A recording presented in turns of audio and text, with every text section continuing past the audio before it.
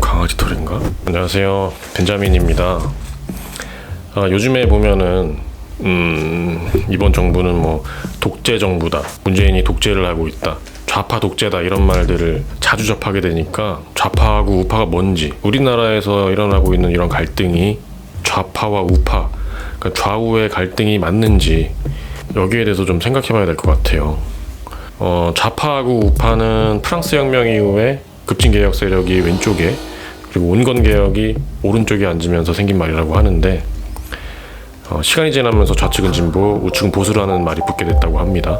또 정치 성향에서의 보수주의라는 거는 질서나 서열, 또 관습적인 전통 가치를 옹호하고 기존 사회 체제에 대한 안정성을 우선으로 하는 정치 이념이고, 반대로 혁명적이고 근본적인 변화를 추구하면서 개인의 권리나 보편적 인권을 중시하는 그런 사상을 진보주의라고 이야기를 하는데, 우리나라도 진보와 보수, 그리고 좌파와 우파라는 단어를 많이 사용하고 있는 것 같습니다. 요즘 들어서는 더 그런 것 같은데요.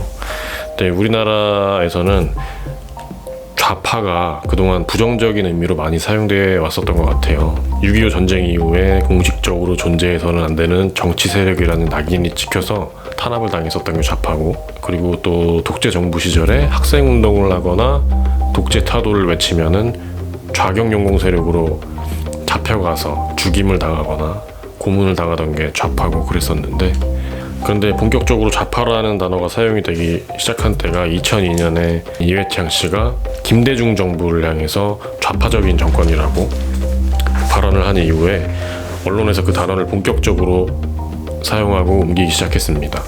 좌파 하면은 사실 뭐 빨갱이라는 인식이 강했는데, 물론 지금도 그렇지만요.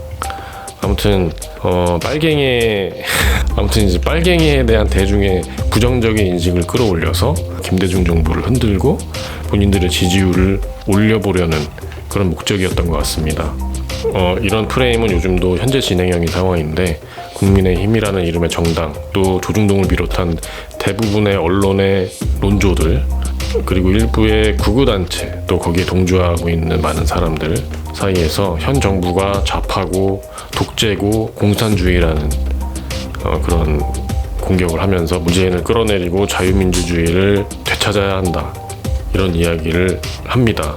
이런 분들이 소위 한국의 보수라는 분들인데요. 근데 이제 조금만 우리가 과거를 생각해보면, 과거에 경찰, 군대, 관변단체, 깡패죠.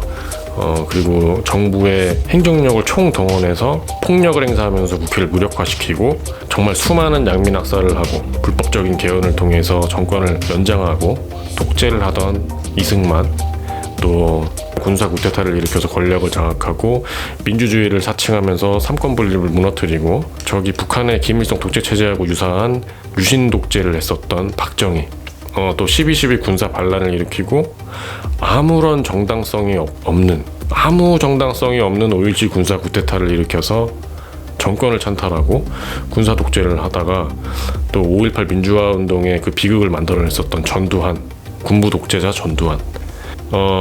이 한국의 보수라는 분들은 문재인 정부가 민주주의를 파괴하는 독재 정부라고 이야기를 하면서 이승만이나 박정희, 전두환, 노태우 이런 분들을 국부로 찬양하거나 옹호합니다. 진짜 독재를 한 독재자들은 찬양한다는 거죠. 아주 제한적인 어떤 단발성 경험주의, 이승만이 공산주의로부터 나라를 지켰다, 박정희가 경제를 성장시켰다, 이런 주장을 하면서 국민으로부터 통제받지 않은 그 권한에 대한 정당성을 주장하는 겁니다. 독재도, 학살도, 또 인권 탄압도 전부 다 모두 정당화시키는 거죠. 시민들로 인해서 끌어내려져서 망명을 떠나거나 총에 맞아서 죽거나, 전두환은 무기징역, 그리고 노태우는 징역 17년에 유죄 판결을 받고 수감이 되는, 그러니까 이 사람들의 독재 행위에 대한 평가는 이미 결론이 내려진 지가 오래됐습니다. 심지어 교과서에서도 나오고 있어요. 그 사람들이 주장하는 대로 우리나라의 민주주의가 문재인 정부 들어서 훼손이 되고 있다라고 생각이 들면, 그래서 독재라고 강력하게 비판하고 싶다면 최소한 진짜 독재자들인 이승만이나 박정희나 전두환 이런 사람들을 지지하거나 찬양하거나 옹호하지는 말아야 앞뒤가 맞는 거 아니겠습니까? 요즘에 야당 정치인들이나 언론 또 일부의 단체들 그들이 한 목소리로 이 나라가 큰일 날 것처럼 독재를 이야기하면서 불안감을 조성하고 이런저런 사회적 갈등을 일으키고 있는데 얼핏 보면은 이런 게 좌우의 갈등, 그러니까 좌파와 우파 간의 갈등처럼 보일 수가 있는데 사실 제 개인적인 생각으로는 이거는 진보와 보수의 갈등이 아니라 상식과 비상식의 대립이라고 생각을 합니다. 한쪽은 일종의 그 사대주의, 친미 친일적 성격의 또 전체주의적 성격의 독재 추종 세력, 그리고 다른 한쪽은 국가에 대한 무너진 신뢰를 회복하고 지금의 민주주의를 더 공고화시키려는 그런 민주주의 세력 간의 대립인 거죠.